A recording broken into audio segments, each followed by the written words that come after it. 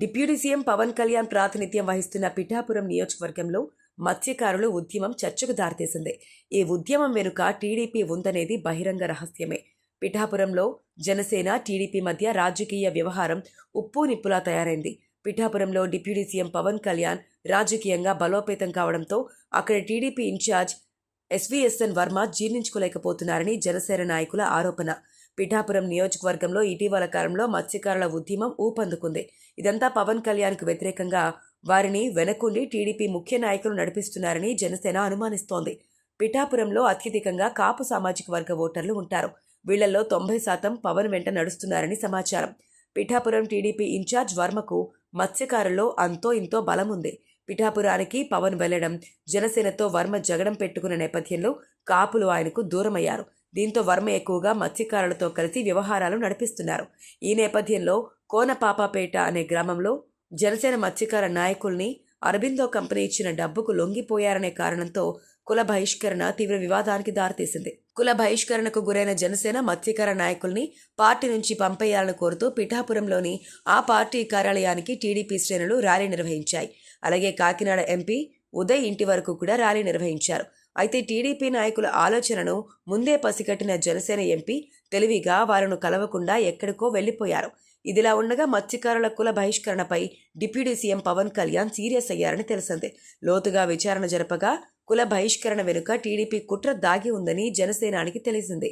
దీంతో తన పార్టీ వారిని కుల బహిష్కరణ చేయడం, అలాగే పోస్టర్లను అంటించడంపై పవన్ ఆగ్రహం వ్యక్తం చేశారు. బాధ్యులపై చర్యలు తీసుకోవాలని పోలీసు అధికారులను పవన్ ఆదేశించారు.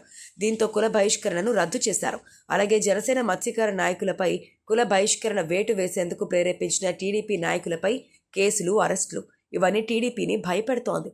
ఈ నేపథ్యంలో మత్స్యకారులు ఎక్కువగా ఉండే ఉప్పాడ కొత్తపల్లె మండలం టీడీపీ అధ్యక్షుడిగా ఎప్పుడూ రెడ్డి సామాజిక వర్గానికి చెందిన వ్యక్తి ఉండేవారు. ఈ దఫా వర్మ వ్యూహం మార్చారు. మత్స్యకార సామాజిక వర్గానికి చెందిన వ్యక్తిని టీడీపీ మండల అధ్యక్షుడిని చేశారు. ఇదే సందర్భంలో మత్స్యకారుల సమస్యల్ని పరిష్కరించాలని కోరుతూ మండపేట నియోజకవర్గానికి చెందిన మత్స్యకారేతరుడి నాయకత్వంలో ఉప్పాడలో ఉద్యమానికి శ్రీకారం చుట్టడం వెనుక టీడీపీ ముఖ్య నాయకులున్నారని జనసేన విమర్శిస్తోంది. సముద్ర నీళ్ల తాకిడితో ఉప్పాడ గ్రామం కోతకు గురి అవుతోంది. దీంతో కేంద్ర ప్రభుత్వం నుంచి 320 కోట్ల రూపాయల నిధులను తెప్పించి సముద్రం వద్ద రక్షిత గోడ నిర్మించాలని పవన్ కళ్యాణ్ ప్రణాళిక రూపొందించారు. దీంతో పవన్ కళ్యాణ్ను మంచి పేరు వస్తుందనే భయంతో టీడీపీ నాయకులు కుట్రపూరితంగా మత్స్యకారుల్ని రెచ్చగొడుతున్నారని జనసేన నాయకులు ఆరోపిస్తున్నారు. ఇప్పుడు మత్స్యకారులకు కొత్తగా వచ్చిన సమస్య ఏమీ లేదని, అకస్మాత్తుగా ఉప్పాడలో దీక్ష చేపట్టాల్సిన అవసరం ఏమొచ్చిందని జనసేన నాయకులు ప్రశ్నిస్తున్నారు. ఉప్పాడలో దీక్ష చేపట్టిన మండపేటకు చెందిన పెద్దింశెట్టి వెంకటేశ్వర్లను జనసేన నాయకులు అడ్డుకున్నారు. అసలు మత్స్యకారుడే కాని వ్యక్తికి తమ నియోజకవర్గంలో పవన్కు వ్యతిరేకంగా దీక్ష చేపట్టాల్సిన అవసరం ఏమొచ్చిందని అతన్ని నిలదీయడం గమనార్హం.